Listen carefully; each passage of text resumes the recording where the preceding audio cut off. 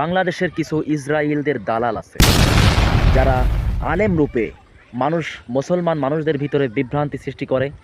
এখনও আল আকসা মসজিদ সুরক্ষিত আছে, এটা যখন মানুষ জানতে পারবে তখন তো এই মিছিলগুলো সমাবেশগুলো থেমে যাবে। তারা সেই ফিলিস্তিন থেকে ফিরে এসে বলছে যে আমরা ওখানে গিয়েছিলাম, ওই যে জিহাদের উদ্দেশ্যেই গিয়েছিলাম, আমরা বাড়ি থেকে বিদায় নিয়ে গিয়েছিলাম যে ওইখানে যে যদি শহীদ হয়ে যেতে হয় তাহলে শহীদ হয়ে যাব।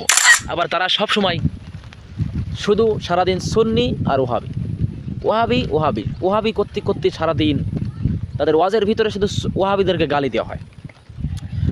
আমার মনটাই কয় যে দুই ঠ্যাং উঁচু করে ধরিয়ে ওহাবি সুন্নি ভুঙামতি করে দিয়ে ধরি।